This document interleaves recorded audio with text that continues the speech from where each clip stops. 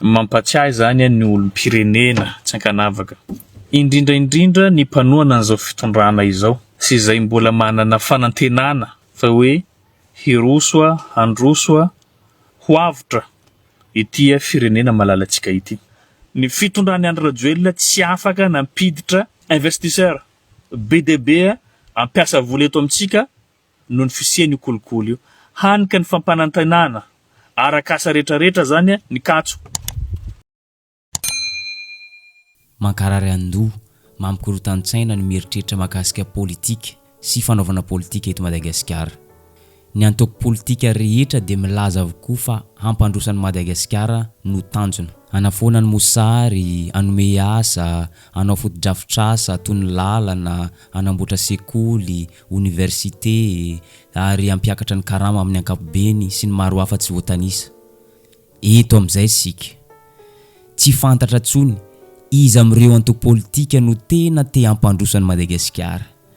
Tsy hita soratra mihitsy iza ny te hanango-karena fotsiny rehefa tonga eo amin'ny fitondrana izy ireo. Manoloana izany na ny hevitry manokana i Afakandro Kristian, tsy avitra mihitsy Madagasikara raha mbola olona ohatran'ny Andrimatoa Andry Rajoelina no eo amin'ny fitondrana. Mandefa hafatra mivantana manokana ho an'ireo izay fanatika ny Andrimatoa Andry Rajoelina sy ireo izay manohana tsy misy fepetrana Andrimatoa Andry Rajoelina. Zavatra efa hita tsy milamina, efa hita feno lainga ny fitondrana, mbola tohanana anjambany ihany. Mampatsiahy zany ny olom-pirenena tsy ankanavaka. Indrindra ny mpanoana an'izao fitondrana izao sy izay mbola manana fanantenana fa hoe hirosoa, handrosoa, ho avitra ity firenena malalantsika ity. Tadidionareo misy ohabolan'ny vazaha zany fa adikako amin'ny teny gasy izay manao hoe 9 andro ho an'ny mpangalatra fa indray andro ny an'ny fanjakana. Tanana efa zatra mitsotra io na inona no ataonao io tsy miova zany. Ny tiako ambara dia mahakasika ny fomba fisainantsika gasy zany sy ny toetra n'ireo mpitondra antsika. Toetra mamoetra, lomorina izay maneho fitiavan-tena zany. Halatra, kolikoly, lainga, fampanantenana pokaty, vonolona etsero, l'insécurité amin'ny ankapobeny, rabangoina, potika tanteraky Madagasikara ary ahina tsy ho tafarina itsony ity firenena malalantsika ity raha mbola olona tia risoriso, tia kolikoly no eto amin'ny fitondrana.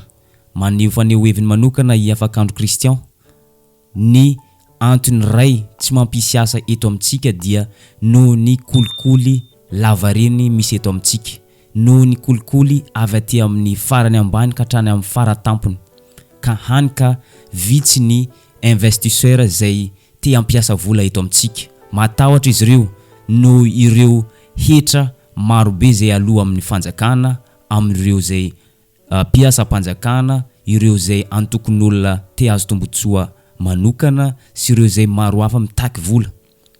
Mazava ho azy fa matahotra ireo investisseur tsy te hampiasa vola eto amintsika izy ireo satria lafo loatra ary tsy ho hisy intsony ny tombony ho an'izy ireo.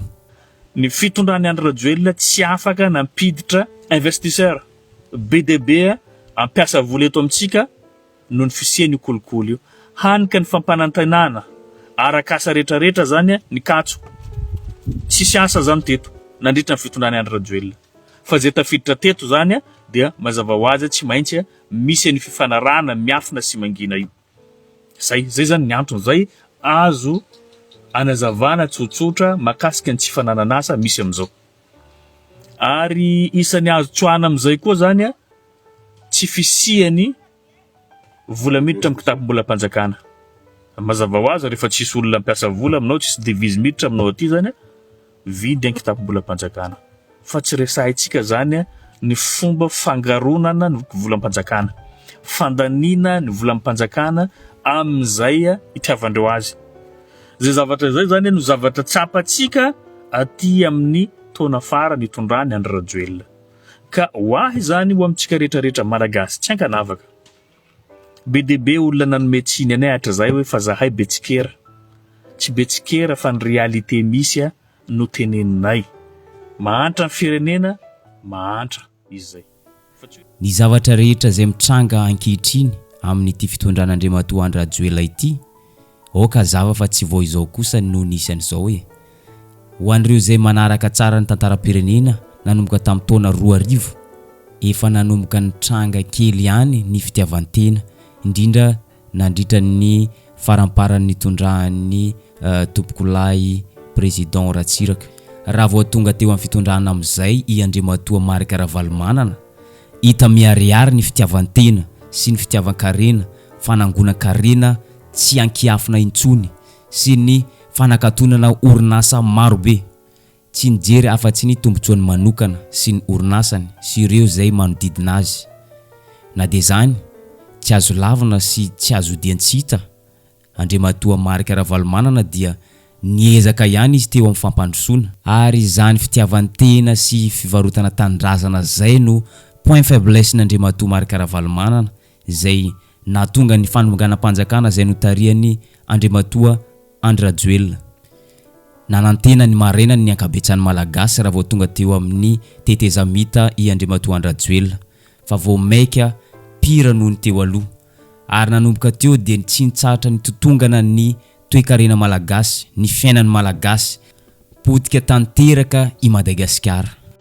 Efa fanao, efa pratique zany, efa fanao nanomboka tany amin'ny taona 2000. Tiako apetrapetraka eto zany amin'ny tantara zany, ho antsika mety ho diso ny feritseretako, fa tena tamin'ny faramparany fitondrany amiral Didier Ratsiraka zany, dia efa nanomboka hita io fakana 5% raha matadidy ianareo ny méditation nataony Sareraka. Matetika avoakany foana hoe tsy mahay ny gasy raha tsy 5% ho izy. Olo-dehibe reny manankambara ihany koa mahafantatra ny tantara, matoa miteny an'izay. Niditra tamin'ny fitondran'ny Ravalomanana zany tamin'ny taona 2002 nankaty, hitatsika reny fifanarany que même Ambatovy izay 1% zany no fifanarana. Tsy fantako na mety resy lahatra nareo fa 1% zany amin'ny fanananao, tsy ndraminao, tsy lovanao, fa fananan'olona rehetrarehetra, gasy rehetrarehetra zany tompony fananana io, dia ekenao zany ny renanao tsy trandrahin'olona akan'olona vola mandeha any milliards de dollars, milliards ho ihany resaka eto, vola tsy tamboisaina, dia nefa manaiky anao fa 1% zany ny fanarahana, vola miditra ampitambola panjakana. Mazava ho azy fa misy fitaka bevava ao, misy halatra bevava ao. Zany fomba fisainana zay zany taratra tany ary nahazo vahana amin'izao fotoana izay fampiresahantsika mbola manao, dia tsy misy bedy ary tsisy fanaraha-maso, satria ny olona mpitondra rehetrarehetra zany dia miazakazaka amin'ny fomba fahazahoana an'izay pourcentage zay, hoentina hiantoka ny fiainany ankohonany sy ny fianakaviany sy ny namany mandrakizay raha mbola Madagasikara amin'ny Madagasikara. Zay le fomba fisainana.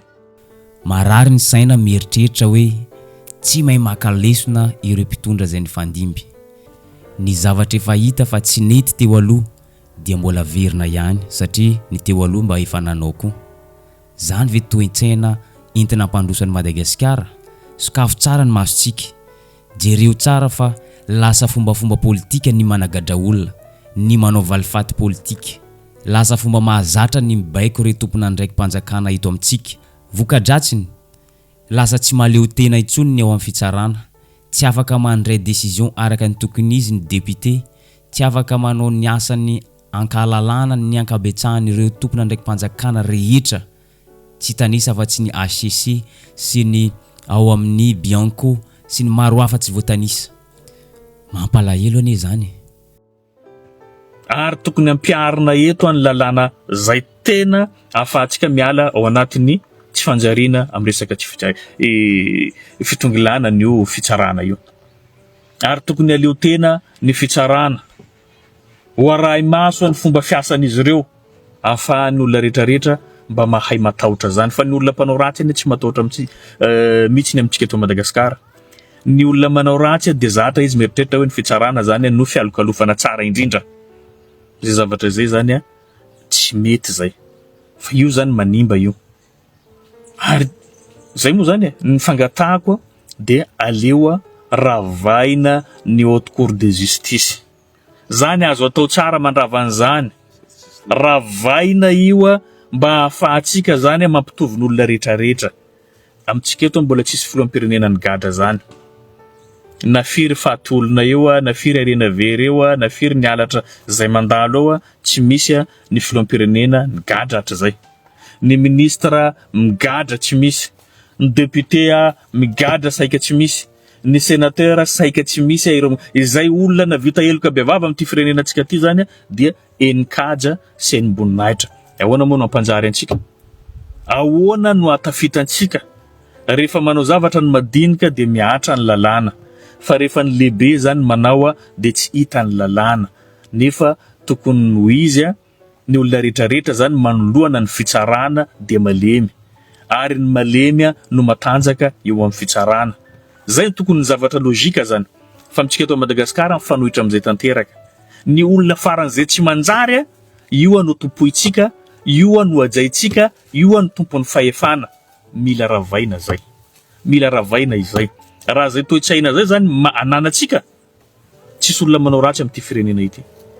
Everinareo fa tonga ho azy moa mahatonga an'ireo firenenareo mandroso.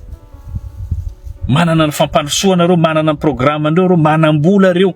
Satria voafehy ny resaka corruption. Io corruption io no ahafahan'ny fanjakana zany manana vola.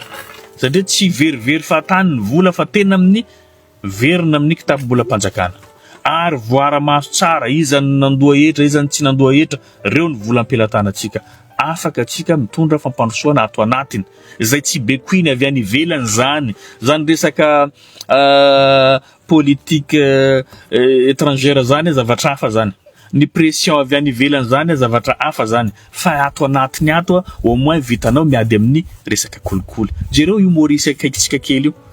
Efa mahavoafehany zany resaka corruption zany. Manambola izy, Seychelles, La Réunion, fa tsika eto a Madagascar. Zay manan-karena midadasika betsakolona nefa tsy vitantsika maîtriser io. Dia ahoana moa no ampandroso antsika? Dia iankina amin'ny trosa foana, fanampiana. Tsisy fanampiana zany avy any ivelany, vola trosaina tompoko. Ary tsy maintsy averintsika arakaraky ny fifanarahana misy eo. Manoloany zany rehetra zany dia vahaolana dia tsotra ihany.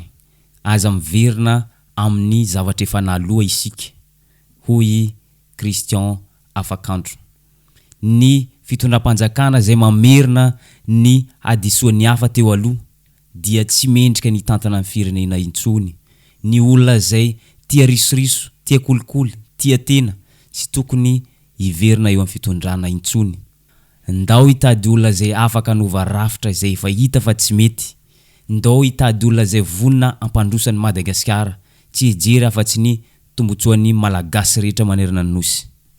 Tiako apetraka fotsiny aminareo mpanaradia fitondram-panjakana ampy zay mitenena ny marina ianareo, tsy mety ny fomba fampitondrantsika eto, mila fanovana izay.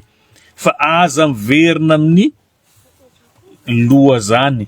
Ny biby maloto sanatrian'izay ny alika no miverina amin'ny lohany, fa ny olombelona tsy miverina amin'ny lohany. Rehefa tsy nahasoa, tsy nahitana fahasoavana, tsy nahitana fahombiazana, avelao. Mifindra ihany koa tsika mijery aiza koa ny tany mety ambolena, aiza koa ny tany ketsa vaovao mba hijerena mety ahitantsika rirana anatsara n'ity firenenantsika ity. Aza misy ananana atra zany zay fa tsy nanao raha dia fa velao. Afaka manova koa tsika. Be dia be no miteny aza miala amin'ny mahazatra. Inona mahazatra? Zao fijaliana zao? Ho an'izay nandefa ny teny zay za tsy teny anarany. Hoe aza miala amin'ny mahazatra fa trano afindra tsy mitovy zoro. Effectivement, trano afindra tsy mitovy zoro. Satria le trano naorinareo zao trano tsisy ilana azy. Trano vita amin'ny faroratra. Ahoana ho ampitovy zoro mifaroratra? C'est normal olo mila trano matanjaka tsara orina. Zay zany ny afatra ambaranareo ho an'izay mpandefan'izay teny zay. Hoe tazomy hoentina daholo ny olona rehetrarehetra mena karamaina, hoe na dia mena t-shirt zahay ohatran'izao. Zany efa film efa mpandeha zany. Ny fijaliana iaraha mahita, ny insécurité samy iainantsika, ny asa tsy misy, ny rano avidina lafo, ny herinaratra tsy hita, tsisy zavatra mandeha milohany intsony satria be loatra ny vola very, be loatra ihany koa ny kolikoly zay ataonareo mitondra anay ka ny vola very anjambany manjavona tsy hita, tsisy programa vitanareo nandritran'izay fitondrana izay. Preuve lehibe ampy ahafany rehetra mitsara an'ity fitondrana ty ihany koa dia ny tsy fahavitany lalana sy ny fahasimbany lalana, tsy fahavitantsika mikojakoja an'ireo lalana reo mijaly ny mpandeha mpiala sasatra, ireo commerçant vezivezy mampiasa io lalana io dia samy mahita faisana amin'izany na ny tompon'ny fiara na ireo zay mandeha. Zany hoe ao anatiny tena fikatsona tanteraka ny firenena. Ka eto dia manainga ny olo-pirenena rehetrarehetra mba samia iomana hoy ao amin'ny fifidianana ary ametraka ny safidy mazava ho an'ny fitiavan-tany razana fa tsy ho fitiavan'olona. Io olona io mandalo, zay fa teo mandalo ary mipetraka ny ivelany agny ary manefoefo, manan-karena fa ianao zay miondana olona fa tsy miondana fahombiazana, zay no fantantoka lehibe zay. Rahantsika zany ny hiaro an'izay hatramin'ny farany ty firenenantsika ty tsy manana hafa atsika ho ankoatran'ireo zay manana taratasy vazaha zay mety andehany an-dafy hiala teto fa itsika zay tsy manana an'izay dia etotsika mivelona, etotsika no faty dikan'izay tokony sarotintsika amin'ity arena zay namenjanahary atsika ty. Ito am-pamaranana afatra ho an'ny malagasy rehetra manerana ny nosy sy izay monina nampito an-dranomasina ihany koa. Jereo ny olona zay vonina ampandrosan'ny Madagascar, jereo ny olona zay vonina anovany rafitra zay hita fa tsy mety, jereo ny olona vonina ampandrosan'ny Madagascar. Mila olona manam-pahaizana sy avaram-pianarana ny mitondra ity firenena ity. Raha izay tokoa ny tanteraka antenaina fa ho hitatsika zany lalana makany amin'ny fampandrosoana ny Madagascar zany. Zay ny vidéo tsika androany, azadino misabone sy manisy j'aime ny vidéo tsika amin'ny manaraka indray.